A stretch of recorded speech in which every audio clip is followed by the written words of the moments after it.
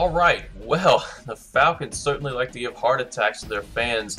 They pull out another close one against the Tampa Bay Buccaneers, who, for what it's worth, were probably one of, if not the hottest teams in the league. So beating them is certainly something that can be a positive going forward for the Falcons and a team that had a winning record for once. Absolutely. Falcons go to 10-1 and really just starting to run away with the division. They're up 4 games on the Bucs with just 5 games to play. The Saints also lost, so they're pretty much out of the division race at this point, still very much in the hunt for the wild card. Thought Matt Ryan had a solid game. He was 26 of 32 for 353 yards, 1 touchdown and 1 pick.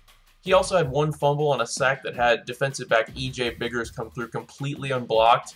Can't really fault Matt for that one. He didn't see it, and I mean, nobody blocked him. There's not much you can do about that. It's a good play defensively, I think, for them. Running game continues to be a concern for me. Michael Turner had just 17 yards on 13 carries, and if you take his longest run away, he had just 8 yards on 12 carries. No matter which way you slice it, that's just bad.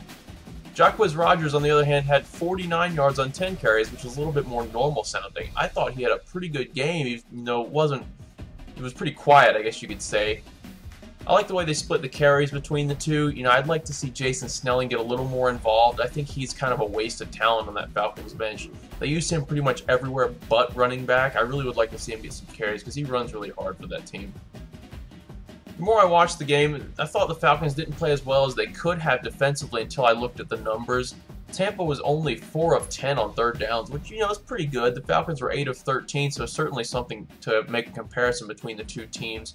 They only had 2 sacks on the night, but neither of them came from John Abraham, so it was nice to see some other players get involved. One play by Dante Robinson I thought was pretty good, coming on a corner blitz. It was a nice sack there.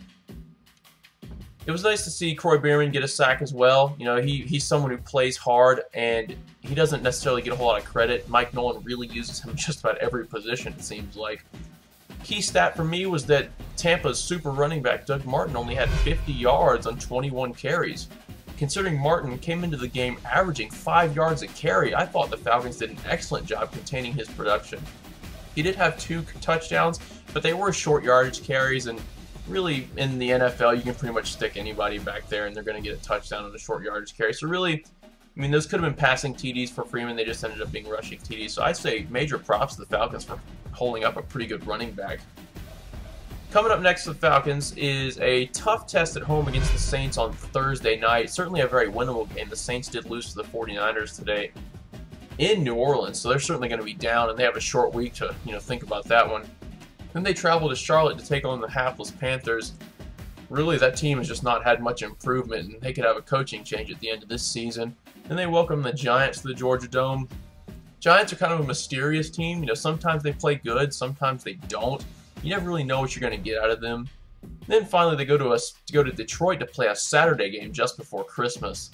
I think all those games are very winnable, and I think worst case scenario they'll come out of those 2-2. So really, you're looking at what, an 11-3 record at the worst, or 12-3 rather at the worst, going into the final week of the season. So really, very positive outlook for the Falcons. And there's a recap of the Bucs-Falcons game. Thanks for watching, and as always, go Falcons.